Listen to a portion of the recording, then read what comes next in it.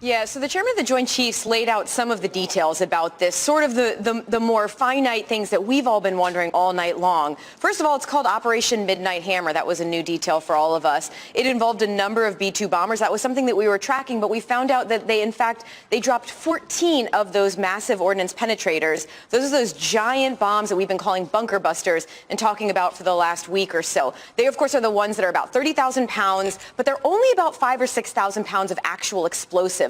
Most of that weight is made up of this very strong alloy and material on the outside of the bomb that allows it to penetrate deep into the earth before exploding. That allows it to go as far down as about 200 feet before the explosive actually detonates. It's a capability that, as far as we know, the United States is the only country in the world that has the ability to do it. And it's why it was so critical at Fordo, because as we've been hearing, it is buried deep underground, upwards of about 300 feet below the surface and underneath the reinforced concrete for most of that way. A couple of things that stood out to me, the United States had about 125 different aircraft involved in that. Now, that includes everything from the bombers to additional fighter aircraft to the refuelers in the air and to drones that were put up to help protect that package. A couple of things that I was also really struck by is General Kane, the chairman of the Joint Chiefs. This is the first time that we've heard from him in the briefing room. He's only been on the job for a matter of weeks now. He said that when the bombers went in, there were a number of additional tactical fighter aircraft that were up with it. They moved ahead of the bombers to essentially protect what he was calling the package. That's those bombers with those big, heavy bombs.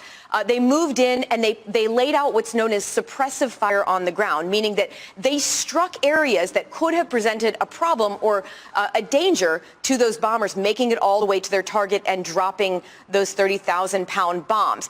In addition to that, he also explained that as the entire package of aircraft were moving into the targets and back out of Iranian airspace, they have no indication that the Iranian military at any point detected those aircraft or fired anything up at them. If, in fact, that is the case, that is significant. It means that these U.S. aircraft were able to get in past any kind of Iranian air defense systems and radars and get back out. Now, what he didn't say, and we didn't get a chance to ask, was whether the U.S. actually suppressed any of those air defense radars or systems on the ground there. A couple other things that really stood out to me here was something that I've never heard happen in a military operation like this, and it was very openly explained by General Kane, is that the U.S. had a deception tactic as part of this. So they had B-2 bombers that took off out of Whiteman, went towards the Pacific, officials telling us that they were headed to Guam, while the actual bombers that were going in basically went in the other direction. While we were all kind of looking left, they went right for all intents and purposes.